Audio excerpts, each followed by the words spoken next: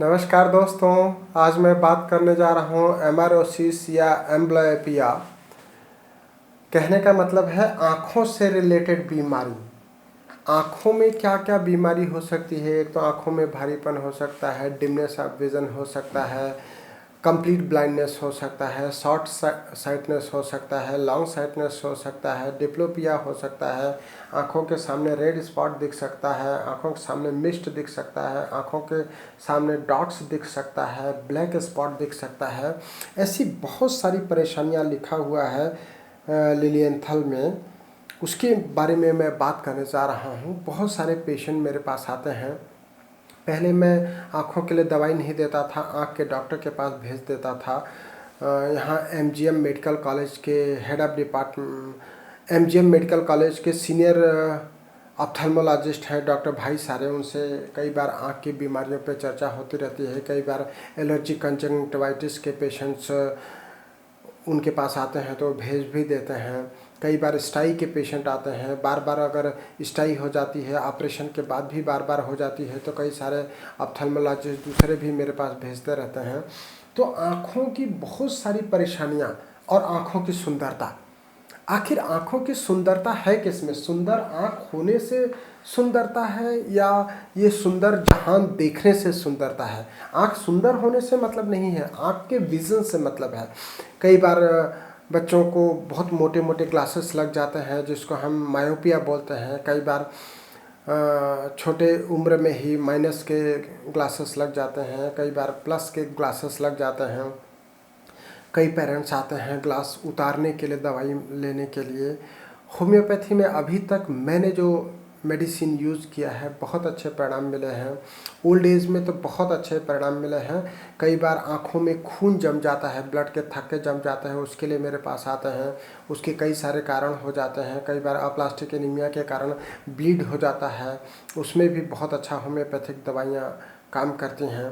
तो आप आँखों की कोई भी समस्या हो, एक बार रेपर्टाइज करके देखिए, नहीं तो आप थेरापेटिक आधार पर भी जा सकते हैं।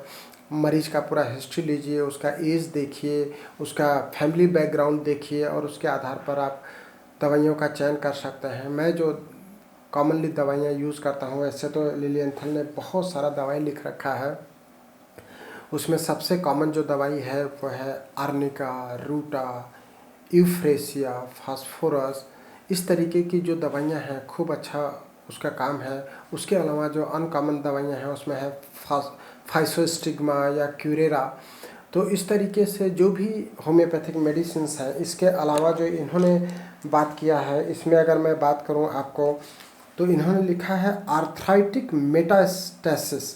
इसके लिए antim, belladonna, merc sol, pulsatilla, rhus tox, spigelia, sulphur etcetera लिख रखा है। इसके अलावा जो मैं सारा नहीं पढ़ रहा हूँ, मैं कुछ कॉमन बता रहा हूँ।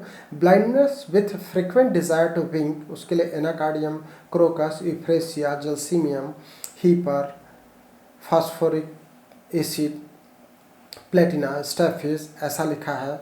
इसके अलावा डिप्लोपिया में भी लिखा है। ऑब्स्ट्रक्शन ऑफ साइट के लिए लिख रखा है। डार्कनेस बिफोर द आइज़, उसके लिए लिख रखा है एनाकार्डियम, आरम, बेराइटाकार, कैल्केरिया, यूफ्रेशिया, नेट्रम्यूर, सीपिया, सिलिशिया। सिलिशिया का भी बहुत अच्छा रिजल्ट है आँखों पर। उसके अलावा अगर मैं स्टाई की बात करूँ तो स्टेफिस सिग्रिया और एपिस का बहुत अच्छा रिजल्ट है। इसके अलावा इन्होंने लिख रखा है, बहुत अच्छा लिखा है, black and dark spot before the eyes, उसके लिए अमोन म्यूर है, एनाकार्डियम है, नाइट्राम्यूर है, नाइट्रिक एसिड है, फास्फोरस है, सिलिशिया है। इसके अलावा जो लिखा है इन्होंने शॉर्ट साइटनेस के लिए लिखा है ammonium, calcarea, china, cimicifuga, conium, euphrasia. इसके अलावा लॉन्ग साइटनेस के लिए लिख रखा है calcarea, coffeum, conium, drosera, hyoscyamus, lycopodium, nux vomica, petroleum, sepia, silicea, sulphur etcetera. इसके अलावा कलर ऑफ द रेनबो के लिए लिख रखा है belladonna, cicuta, kali carb, nitric acid, phosphoric acid, phosphorus etcetera. तो इस तरीके से बहुत सारा उन्होंने बीमारी भी लिख रखा है, बहुत सारा मेडिसिन भी लिख रखा है।